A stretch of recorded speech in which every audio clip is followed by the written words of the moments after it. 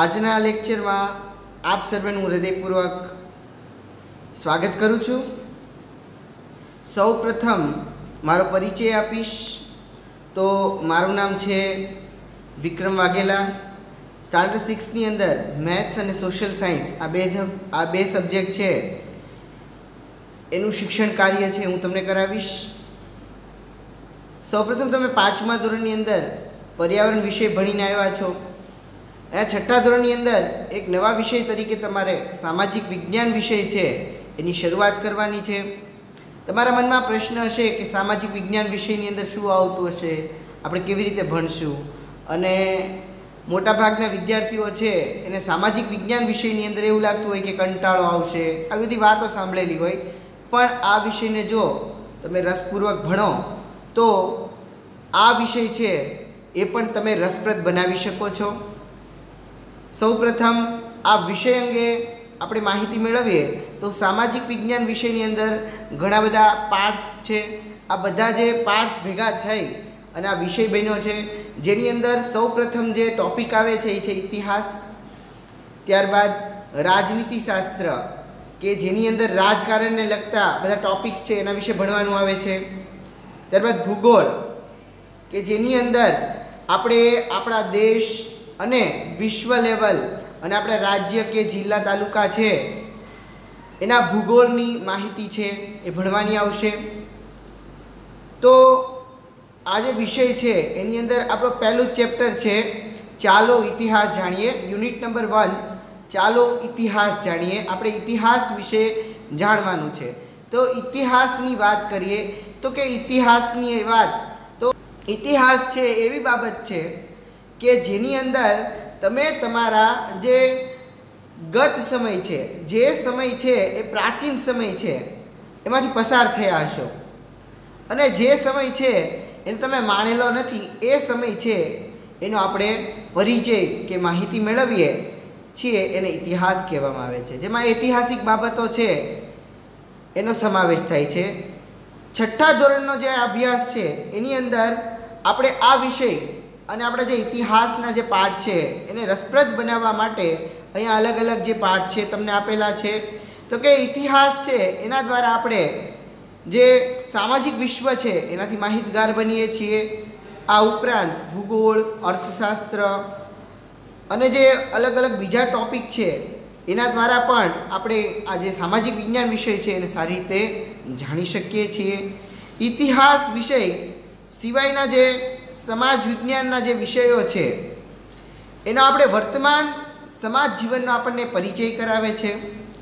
ઇતિહાસ છે એ આપણે ભૂતકાળની જે બાબતો છે એની માહિતી આપે છે, અને ભૂતકાળની જે બાબત છે એના દ્વારા આપણે વર્તમાન વિશે પણ માહિતગાર બનીએ છીએ। ભૂતકાળના જ્ઞાન વગર આપણે વર્તમાનને સમજી જ ન શકીએ, એટલા માટે આપણે ભૂતકાળનું જ્ઞાન પહેલાં મેળવવું પડે। ભૂતકાળના જ્ઞાનના આધારે આપણે આપણું જે વર્તમાન છે એને સમજી શકીએ છીએ। માનવીએ જ્યારે અગ્નિનો ઉપયોગ શરૂ કર્યો ન હતો ત્યારે એનું જીવન કેવું હતું એ બાબતની તમે કલ્પના કરો। માનવી ખેતીવાડી, રસ્તા, વાહન વ્યવહાર, મકાન એ બધા વગર કેવી રીતે રહેતો હશે? અત્યારે તો આપણી પાસે ઘણી બધી સુવિધા છે, પણ પહેલાંના સમયની અંદર જ્યારે મનુષ્ય પાસે કોઈ પણ જાતની સવલતો જ ઉપલબ્ધ નહોતી ત્યારનું જીવન છે એ કેવી રીતે જીવતો હશે? આ બધી બાબતોને આપણે ઇતિહાસમાં સાંકળી શકીએ છીએ। ઇતિહાસ આપણને માનવ જીવનના વિવિધ જે રસપ્રદ પાસાઓ છે એના વિશે જાણકારી આપે છે। ઇતિહાસ છે આપણને ભૂતકાળના જુદા જુદા જે જીવનની સફર કરાવે છે, એટલે કે આપણે આપણી જે પેઢી હોય એના વિશે પણ માહિતી મેળવીએ છીએ કે આપણા દાદા, એના દાદા, એના દાદા। તો આ બધી જે માહિતી આપણે મેળવીએ છીએ એ પણ એક ભૂતકાળનો જ પાર્ટ ગણાય છે, ઇતિહાસનો જ પાર્ટ આપણે ગણી શકીએ છીએ।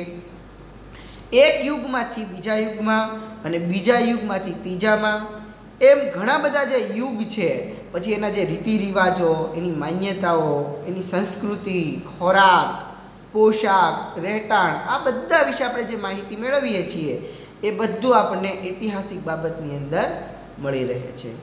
આપણે કોઈ વિશ્વની અંદર એક દેશ છે એ અને બીજો દેશ છે એ બીજા દેશની જે ઐતિહાસિક બાબતો છે એના વિશે પણ આપણે આપણે માહિતી છે એ મેળવી શકીએ છીએ। તો કે હવે જે ટોપિક છે એમાં આપણે આગળ જોઈએ।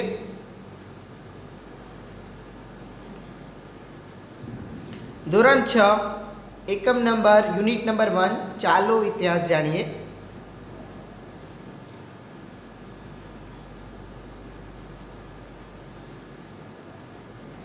તમે તમારી જે સ્ક્રીન છે એની ઉપર પોઈન્ટ છે એને ખાસ નોંધી શકો છો। બુક લઈને બેસજો જેથી કરી અને તમારે જો કોઈ પોઈન્ટ છે એની નોંધ કરવી હોય તો એ પણ કરી શકો છો। અધ્યયન નિષ્પત્તિ ઐતિહાસિક તથા સાહિત્યિક સ્ત્રોતોને ઓળખી અને ઇતિહાસના પુનઃનિર્માણ માટે વિવિધ સ્ત્રોતોના ઉપયોગનું વર્ણન કરે છે। તો આપણે ઇતિહાસની જે કોઈ ઘટના કે બાબતો છે એના વિશે જાણવું હોય તો એ આપણને જે સાહિત્યના સ્ત્રોતો છે એના દ્વારા એની ઇતિહાસની બાબતો છે એ આપણે મેળવી શકીએ છીએ।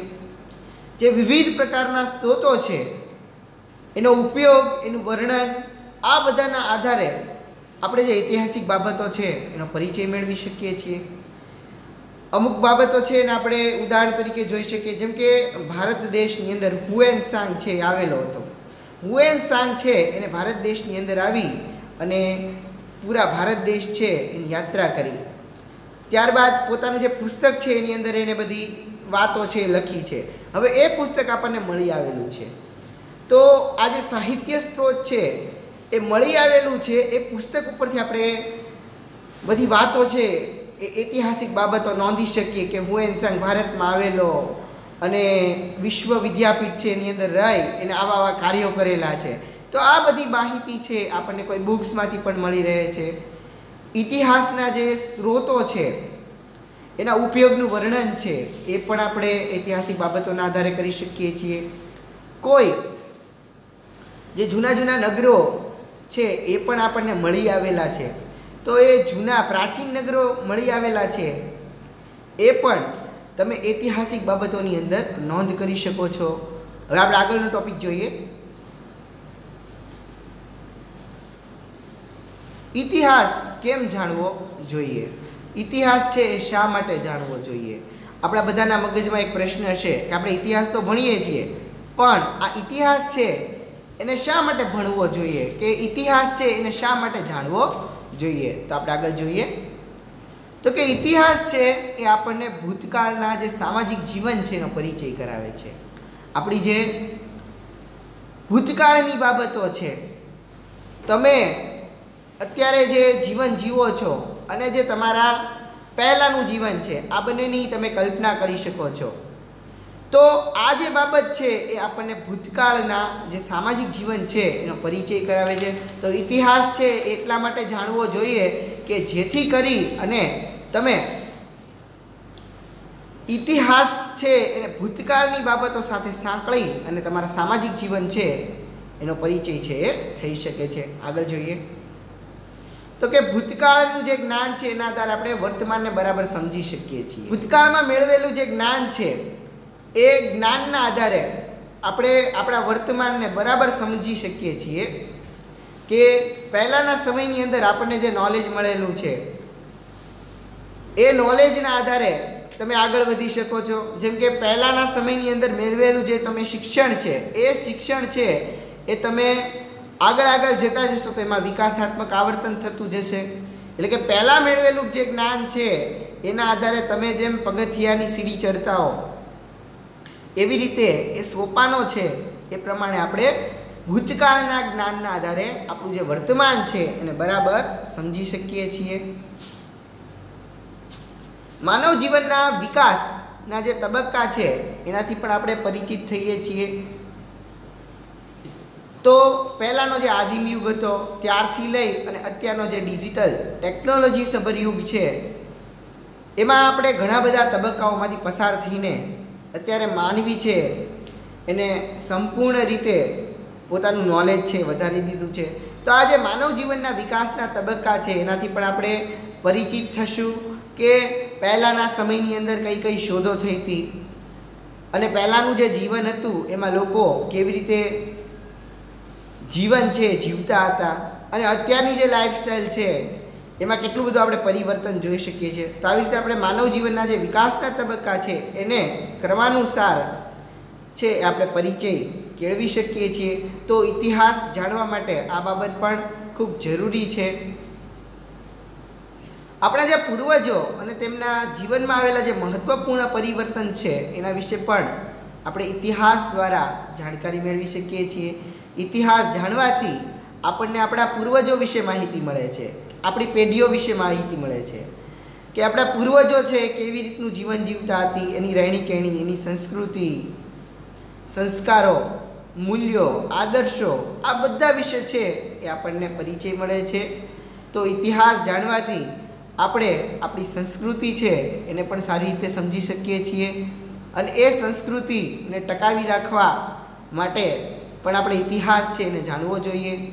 આપણા જીવનની અંદર આવેલા જે મહત્ત્વપૂર્ણ જે પરિવર્તન છે એને પણ આપણે પોતે જ નોંધી શકીએ છીએ કે આપણે આપણા પોતાના ફોટો જોઈએ ત્યારે આપણને ખબર પડે કે આપણે પહેલાંના સમયની અંદર આવી રીતનું જીવન છે જીવતા અને અત્યારે આપણી જે લાઈફસ્ટાઈલ છે એમાં ઘણો બધો ચેન્જ છે એ જોઈ શકીએ છીએ. તો આવી રીતે આપણે આપણા જીવનની અંદર જે મહત્ત્વપૂર્ણ છે પરિવર્તન એ પણ આ ઇતિહાસની બાબત દ્વારા નોંધી શકીએ છીએ. તો આમ ઇતિહાસ છે એ શા માટે જાણવો જોઈએ, તો એના અહીંયા જે ટૉપિક છે એ આપણે જોયા.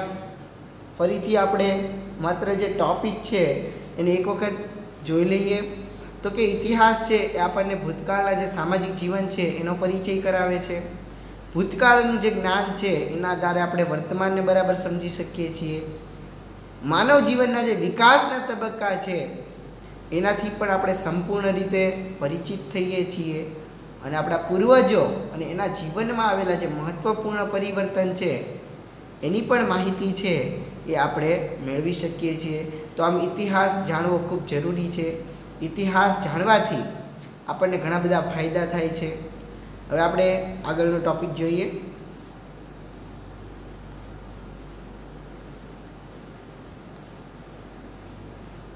હવે તમારી સ્ક્રીન છે એની ઉપર તમે આપણો ભારતનો એક નકશો છે જોઈ શકો છો. અહીંયા એક ક્વેશ્ચન આપણને આપેલો છે, તમારી ટેક્સ્ટ બુકમાં પણ છે કે ગુજરાતમાંથી પસાર થતી એવી કઈ નદી છે કે જેના કિનારે લાખો વર્ષ પહેલાંથી લોકો રહેતા આવ્યા છે. લાખો વર્ષ પહેલાંથી લોકો રહેતા આવ્યા છે એવી ગુજરાતમાંથી પસાર થતી નદી કઈ છે? તો અહીંયા તમે સ્ક્રીન ઉપર જે નકશો છે એમાં રેડ કલરની લાઈન કરેલી જોઈ શકો છો.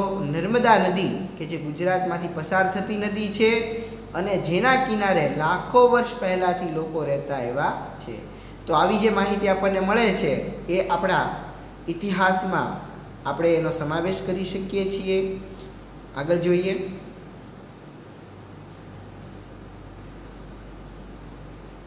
શું તમે જણાવી શકશો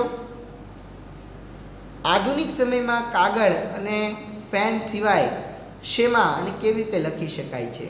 બધાના વિચારો અને મંતવ્યો અલગ અલગ હશે કે કાગળ અને પેન સિવાય શેમાં અને કેવી રીતે લખી શકાય. અત્યારે આપણે મોટા ભાગે કાંઈ લખાણ કરવું હોય તો કાગળ અને પેનનો ઉપયોગ છે એ જ કરીએ છીએ. તો એ સિવાય પણ અત્યારનો જે ડિજિટલ યુગ છે કે જેની અંદર આપણે કાગળ અને પેન છે એ સિવાય ઘણા બધા સાધનો છે એનો ઉપયોગ કરી અને લખી શકીએ છીએ. તમારા જે પ્રશ્નો છે એના જવાબ છે આપણને મળશે. તો ઘણા કહે છે કે આપણે મોબાઈલની અંદર ટાઈપ કરી અને લખાણ છે લખી શકીએ છીએ કાગળ પેન સિવાય. મોબાઈલમાં ટાઈપ કરી અને તમે સરળતાથી સંદેશો છે એને એક વ્યક્તિ દ્વારા બીજી વ્યક્તિ સુધી કે ઘણી બધી વ્યક્તિઓ સુધી પહોંચાડવો હોય તો પણ આપણે મોબાઈલમાં ટાઈપ કરી અને સંદેશાઓની આપ લે કરીએ છીએ. ત્યારબાદ છે ઘણા વિદ્યાર્થીઓનો જવાબ હશે કે આપણે કમ્પ્યુટરમાં ટાઈપ કરી અને કાગળ અને પેન સિવાય છે લખી શકાય છે. તો હા, આ જવાબ પણ આપણે ગણી શકીએ કે કોમ્પ્યુટરમાં ટાઈપ કરીને પણ કાગળ અને પેન સિવાય તમે લખી શકો છો. એ પણ અત્યારની આપણે આધુનિક યુગની દેન છે. જે વૈજ્ઞાનિકો છે એના દ્વારા શોધો કરવામાં આવી છે એ શોધની અંદર કમ્પ્યુટરની શોધ કે મોબાઈલ આવી બધી જે અલગ અલગ શોધ થઈ એના દ્વારા આપણું જે જીવન છે એ ખૂબ સરળ બની ગયું છે. ત્યારબાદ સૌથી ઇઝીમાં અને સરળતાથી જે આપણને ઉપલબ્ધ થાય છે ગૂગલ ટ્રાન્સલેટમાં આપણે બોલી અને કાગળ અને પેન સિવાય આપણે ટાઈપ કરી શકીએ છીએ. એમાં આપણે કાગળ કે પેન છે એને તો નથી જ લેવા પડતા, પણ સાથે સાથે આપણે આપણા હાથનો ઉપયોગ પણ નથી કરવો પડતો. તો આવી રીતે આપણે ગૂગલ ટ્રાન્સલેટ દ્વારા બોલી અને જે શબ્દો છે એને ગૂગલ છે એ ટ્રાન્સલેટ કરી શકે છે. એમાં ઘણી બધી અત્યારે તો મોબાઈલની અંદર એપ્સ છે, જેમ કે ગૂગલ ડોક્સ. ગૂગલ ટ્રાન્સલેટ છે એના દ્વારા તમે કોઈ પણ શબ્દો છે બોલો છો જે ગૂગલ સાંભળી અને ટ્રાન્સલેટ કરી શકે છે. અને આ ઉપરાંત ઘણી બધી મોબાઈલની અંદર અત્યારે એપ્સ પણ આવે છે, જેમ કે ગૂગલ ડોક્સ, કે જેના દ્વારા તમે માત્ર બોલો છો એ સાંભળી અને પોતે સ્વીકાર કરે છે. તો આ રીતે આપણે ગૂગલ ટ્રાન્સલેટ દ્વારા પણ પેન અને કાગળ સિવાય લખી શકીએ છીએ. આગળ છે કાગળની શોધ થઈ એ પહેલાં લોકો શેમાં અને કેવી રીતે લખતા હશે. હવે આ તો આપણે વાત કરી અત્યારે કે કાગળ અને પેન સિવાય શેમાં અને કેવી રીતે લખાય, એ અત્યારના જે આધુનિક યુગ છે એની વાત કરી. પણ પહેલાંના સમયની આપણે વાત કરીએ કે જ્યારે કાગળની જ શોધ થઈ નહોતી, કાગળ જ નહોતો, ત્યારે લોકો છે એ કેવી રીતે લખતા હશે. તો આપણે એની યાદી બનાવીએ તો એ પણ એક ઇતિહાસ જાણવાનો આપણો સ્ત્રોત બની રહેશે. કેમ કે આ જે બાબત છે એ પહેલાંના સમયની છે અને પહેલાંના સમયની હોવાથી આપણે આ બાબતને ઇતિહાસ સાથે સાંકળી શકીએ છીએ અને ઇતિહાસ જાણવાના સ્ત્રોત તરીકે આ બધી જે યાદી છે એને આપણે સમાવી શકીએ છીએ. તો એની અંદર પહેલાં જ આવે છે કે કાપડ ઉપર લોકો છે લખતા હશે. જ્યારે કાગળની શોધ નહીં થઈ હોય ત્યારે લોકો છે એ કાપડ ઉપર લખી શકતા હશે. ત્યારબાદ છે વૃક્ષના પાન ઉપર. કાગળની શોધ થઈ એ પહેલાં લોકો વૃક્ષના પાન ઉપર પણ લખતા હશે એમ આપણે કહી શકીએ. પહેલાંના સમયની અંદર જે ઋષિમુનિઓ થઈ ગયા એ પોતાના જે આશ્રમ હતા એમાં પણ આપણે જોઈ શકીએ છીએ કે કોઈ પીછા હોય, કોઈ પક્ષીઓના એ પીછા છે એને કલમની અંદર જે શાઈ હોય એની અંદર બોળી અને પછી એ શાઈ દ્વારા લેખન કાર્ય કરતા હતા. તો આપણે જોઈ શકીએ છીએ કે વૃક્ષના પાન ઉપર પણ લખાણ છે એ કરવામાં આવતું જ્યારે કાગળની શોધ નહોતી થઈ એ પહેલાં. આ ઉપરાંત વૃક્ષની છાલ ઉપર લેખન કાર્ય કરવામાં આવતું. પહેલાંના સમયમાં જોઈ શકો છો કે વૃક્ષની છાલ ઉપર જે લેખન કાર્ય છે એ કરવામાં આવતું. તો આ પણ આપણે ઇતિહાસ જાણવા માટે ઉપયોગી સ્ત્રોત આપણે ગણી શકીએ છીએ. ત્યારબાદ છે તાંબાના પતરા ઉપર કોતરી અને લેખન કાર્ય કરવામાં આવતું.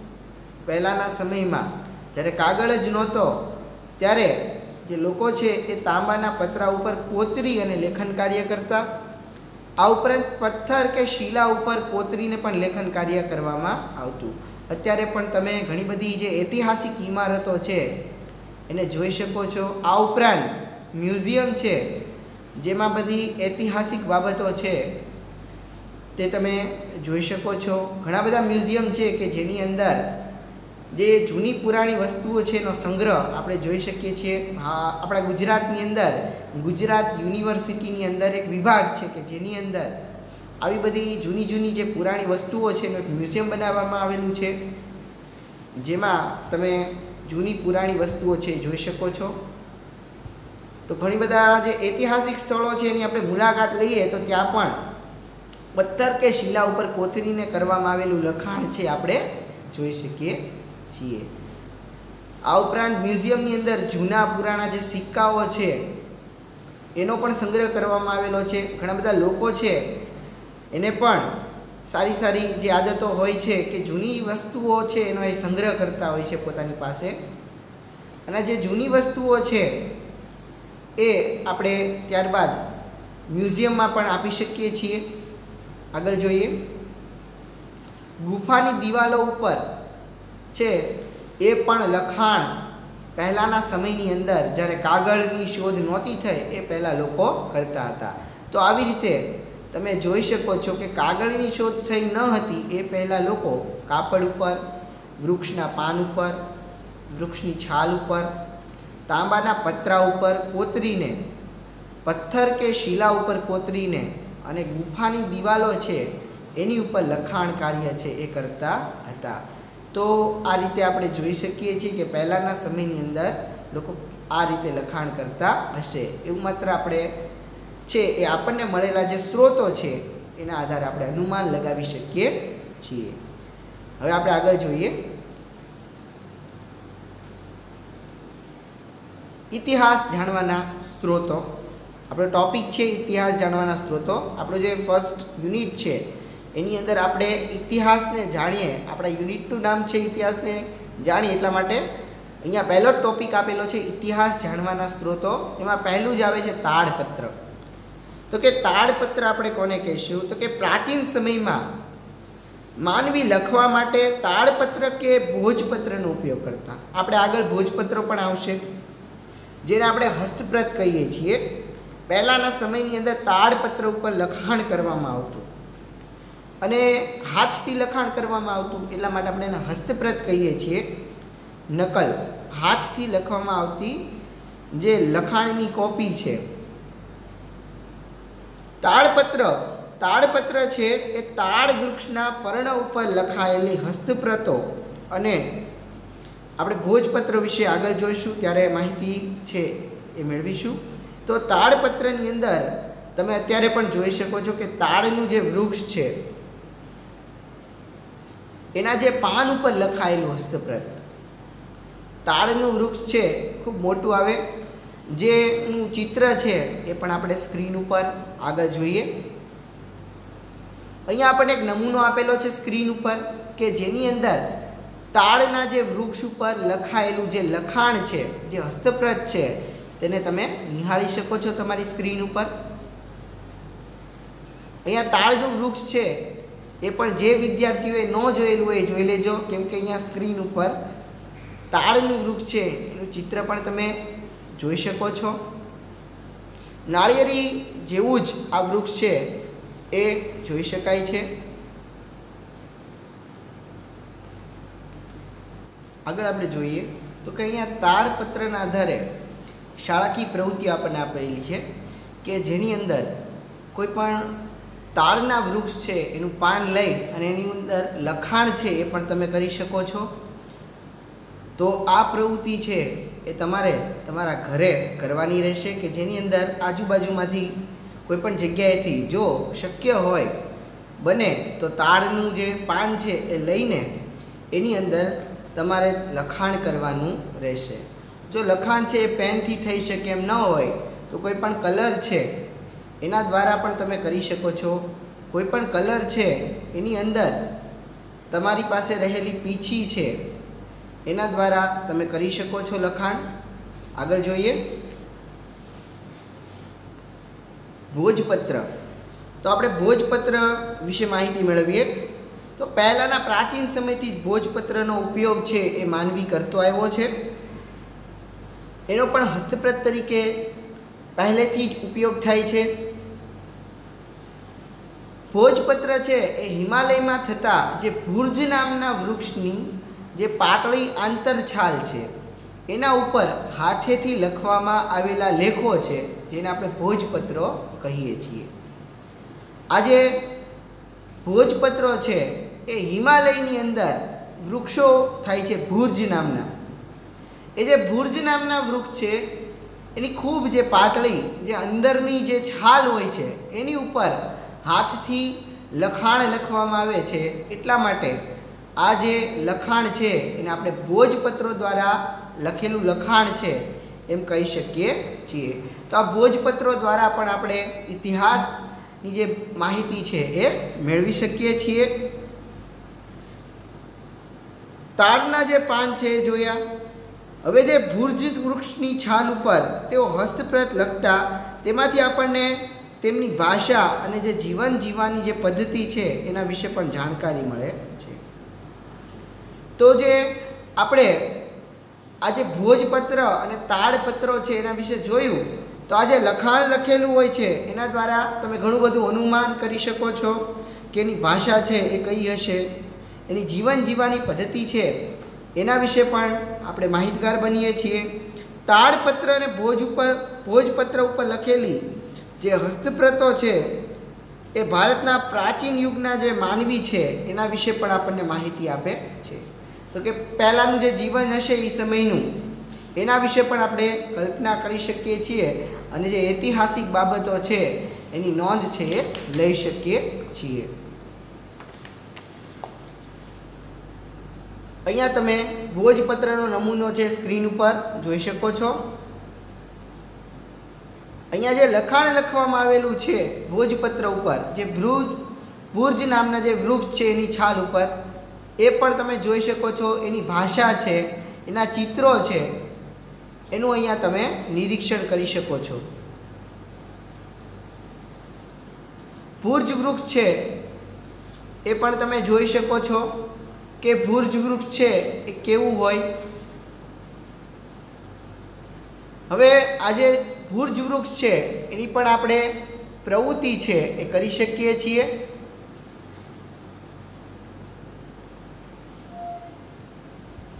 અહીંયા ભુર્જ વૃક્ષની શાળાકીય પ્રવૃત્તિ છે એ તમે નોંધી શકો છો કે જેની અંદર અહીંયા વિદ્યાર્થીઓ દ્વારા જે ભુર્જ નામના વૃક્ષ છે એને મેળવી અને એની ઉપર પણ લખાણ કાર્ય છે કર્યું છે.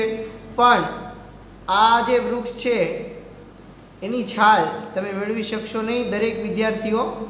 એટલા માટે જો બને અને શક્ય હોય તો જ આ પ્રવૃત્તિ છે એ કરજો.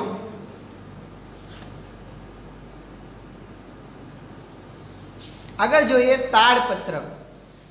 તો કે તાડપત્રમાં આપણે જોયું કે પાન ઉપર લખવામાં આવતું જે લખાણ છે. પછી ભોજપત્ર છે એની અંદર જોયું તો કે છાલ ઉપર લખવામાં આવતું લખાણ છે. તાડપત્રની અંદર પાન ઉપર લખવામાં આવે છે, જ્યારે ભોજપત્રની અંદર છાલ ઉપર લખાણ છે લખવામાં આવે છે. તાડપત્ર અને ભોજપત્રમાં સંસ્કૃત, પ્રાકૃત અને તમિલ ભાષાની અંદર લખાણ જોવા મળે છે. તો આના ઉપરથી તમે કહી શકો કે આ જે તાડપત્ર છે અને ભોજપત્ર છે એ છે એની અંદર લખાણ સંસ્કૃત, પ્રાકૃત અને તમિલ ભાષામાં છે. તો એ સમયે આ ભાષાનું પ્રભુત્વ છે એ વધારે હશે. તાડપત્ર અને ભોજપત્ર દ્વારા જે તે સમયની નીચે પ્રમાણેની માહિતી મોટા પ્રમાણમાં આપણને મળી રહે છે.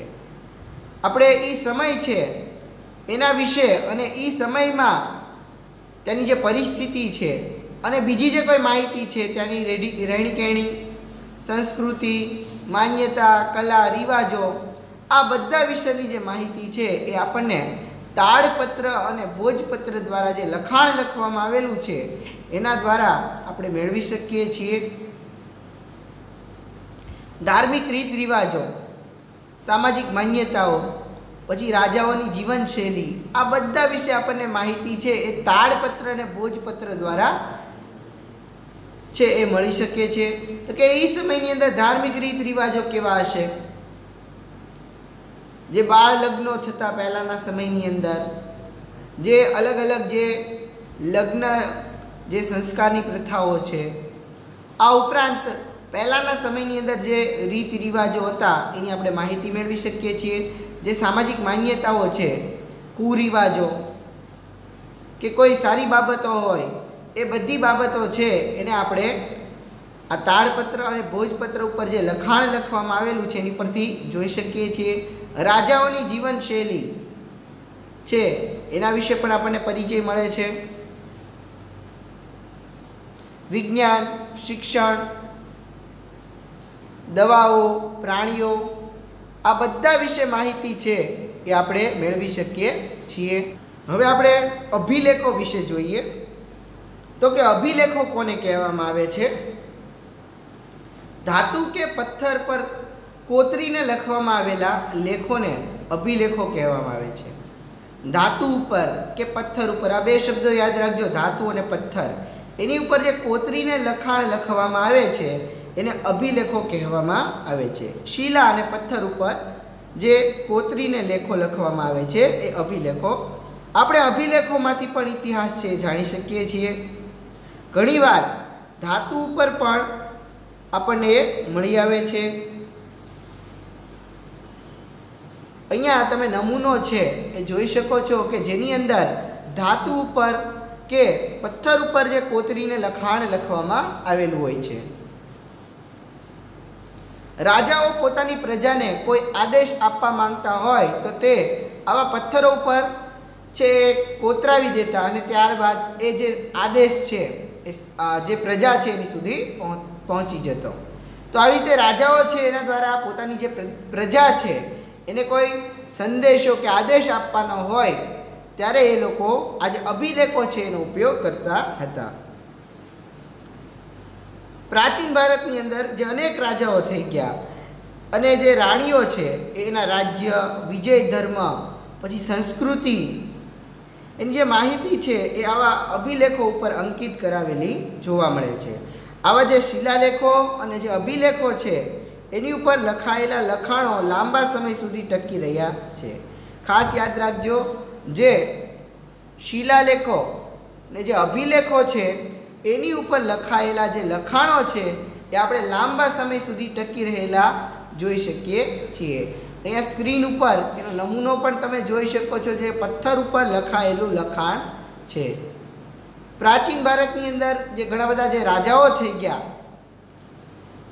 એ રાજાઓએ પોતાનું જે રાજ્ય છે એના જે ધર્મ, સંસ્કૃતિ, આ બધી જે માહિતી છે, પોતે જીતેલા જે યુદ્ધો છે, જે પરાક્રમો છે એના વિશે શિલાલેખો બનાવી લેતા કે જેથી કરી અને પોતે આ બધું છે લાંબા સમય સુધી સાચવી રાખે અને જે આગળની જે પેઢી છે એને પણ આ બાબત વિશે માહિતગાર કરી શકે કે આ રાજા હતો, એનું જે રાજ્ય, એનો ધર્મ, એની સંસ્કૃતિ અને જે એના જીતેલા યુદ્ધો છે આ બધી માહિતી છે એ લાંબા સમય સુધી સાચવી રાખે એ માટે શિલાલેખો કે અભિલેખો છે એને રાજાઓ દ્વારા બનાવવામાં આવતા હતા. જેમાં સમ્રાટ અશોકના જે શિલાલેખ છે એ ખૂબ જાણીતા છે. એ આપણે જોઈ શકીએ છીએ કે જે સમ્રાટ અશોકનો શિલાલેખ ખૂબ જાણીતો છે આના માટે કે જેની ઉપર લખાણ છે લખવામાં આવેલું છે પથ્થર ઉપર કોતરાવીને, જેનો ઉત્તમ નમૂનો છે આપણે જોઈ શકીએ છીએ.